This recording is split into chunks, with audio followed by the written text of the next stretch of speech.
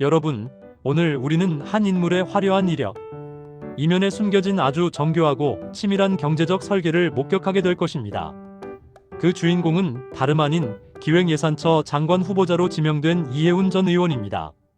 이 후보자는 서울대 경제학과를 졸업하고 미국 명문대에서 경제학 박사 학위를 받은 뒤 국회 기획재정위원회에서만 수십 년간 활동해 온 그야말로 대한민국 최고의 세제 및 예산 전문가입니다.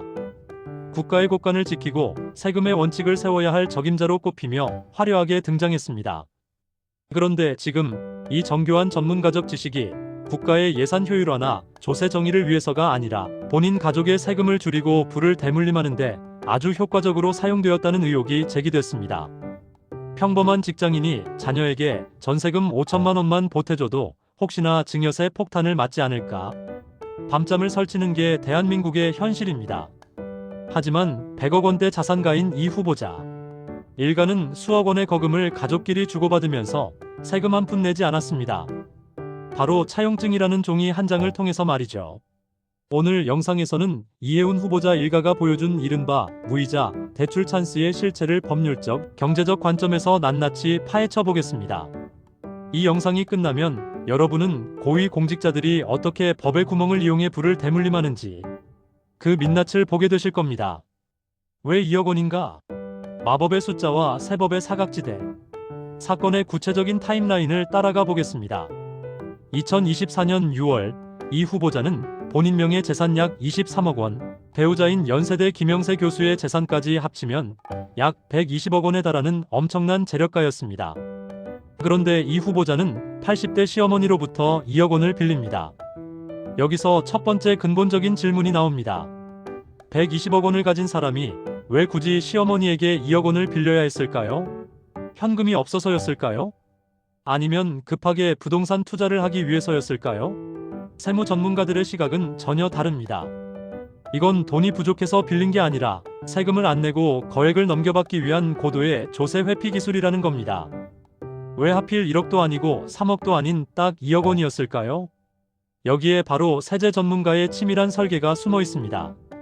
현행 상속세 및 증여세법 제41조 의사를 보면 가족 간에 돈을 빌려줄 때 무이자로 빌려주면 무조건 증여세가 붙는 게 아닙니다.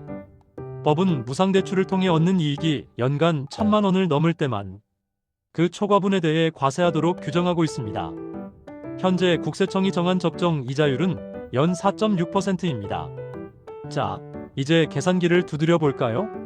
2억 원에 4.6%를 곱하면 920만 원입니다. 과세 기준인 1,000만 원에서 딱 80만 원이 모자란 금액이죠. 만약 2억 2천만 원을 빌렸다면 이자가 1,012만 원이 되어 세금을 내야 했겠지만 이 후보자는 정확히 2억 원을 선택했습니다. 이것이 과연 우연일까요? 세법에 통달한 전문가가 아니라면 절대 알 수 없는, 혹은 알아도 이렇게 정교하게 실천하기 어려운 설계입니다. 10년 공제액 5천만 원을 기다릴 필요 없이 단숨에 2억 원의 자금을 세금 한 푼 없이 융통한 셈입니다.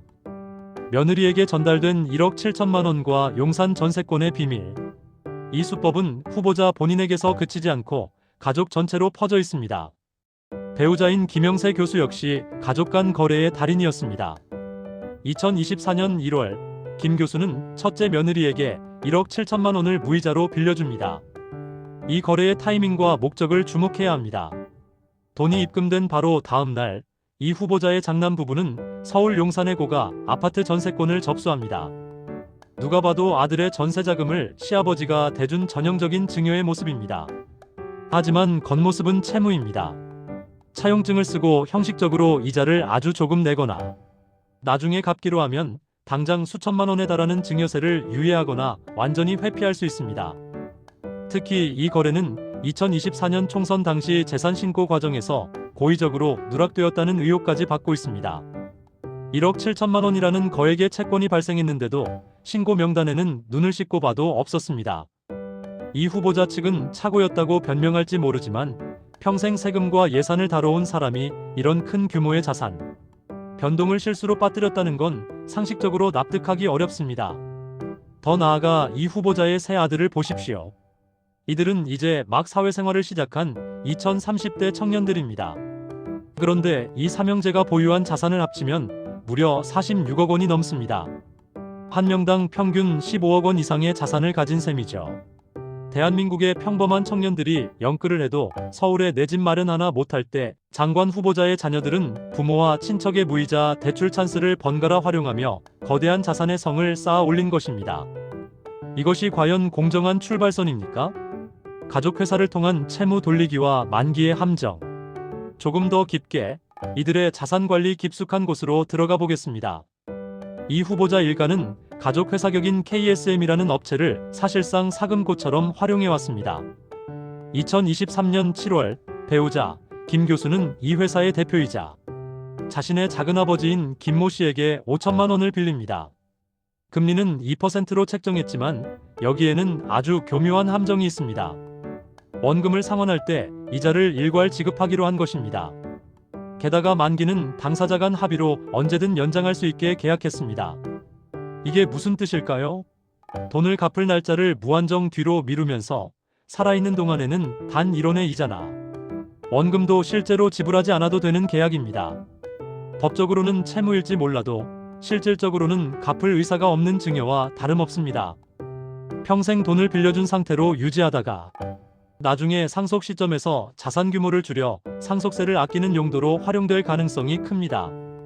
2006년부터 국회의원 재임 기간 내내 반복된 이러한 사인 간 거래는 이 후보자가 공적인 조세 정의를 외치는 동안 사적으로는 얼마나 치밀하게 가족 자산을 관리해왔는지를 여실히 보여줍니다. 국민들은 묻습니다. 법의 테두리 아니라서 괜찮다고요?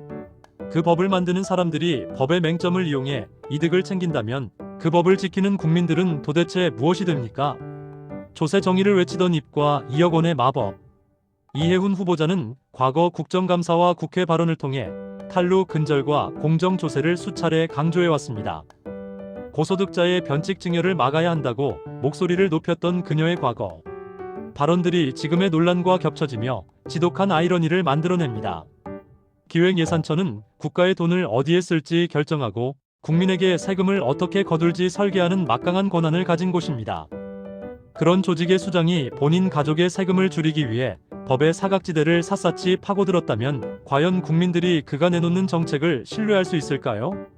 자녀의 전세 자금 마련을 위해 고금리 대출에 허덕이는 서민들, 10년 공제한도 5천만 원을 맞추려 용돈 한 푼도 아끼며 증여 계획을 짜는 평범한 부모들 앞에서 무이자 2억 원의 마법을 부린 후보자는 어떤 표정을 지어야 할까요? 이것은 단순한 개인의 재산 문제가 아닙니다. 대한민국 고위 공직사회의 도덕적 기준이 어디에 와 있는지를 묻는 사건입니다. 전문가라는 이름 뒤에 숨어 법의 허점을 파고드는 기술이 장관의 자격이 된다면 우리 사회의 공정은 영원히 실종될 것입니다.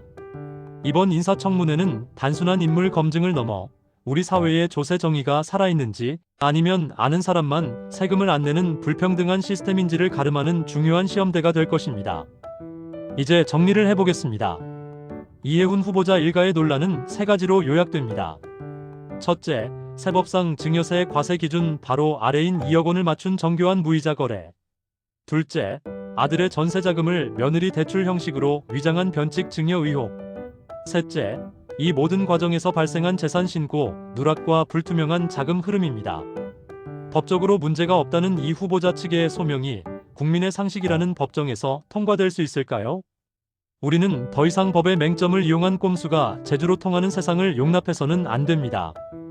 특히 국가 예산을 다루는 장관이라면 더욱 엄격한 잣대가 필요합니다. 이번 청문회에서 이 후보자가 과연 어떤 해명을 내놓을지, 그리고 그 해명이 진실된 것인지 우리는 끝까지 눈을 부릅뜨고 지켜봐야 합니다. 여러분의 생각은 어떠십니까? 이것이 경제 전문가로서의 정당한 재산 관리입니까? 아니면 명백한 기득권의 꼼수입니까? 댓글로 여러분의 소중한 의견을 남겨주세요. 오늘 분석이 도움이 되셨다면 이 영상을 주변에 널리 공유해 주시길 부탁드립니다. 여러분의 관심 하나하나가 더 투명하고 공정한 대한민국을 만드는 밑거름이 됩니다. 긴 영상 시청해 주셔서 감사합니다. 저는 더 날카롭고 깊이 있는 뉴스 분석으로 다시 찾아뵙겠습니다. 구독과 좋아요 부탁드려요.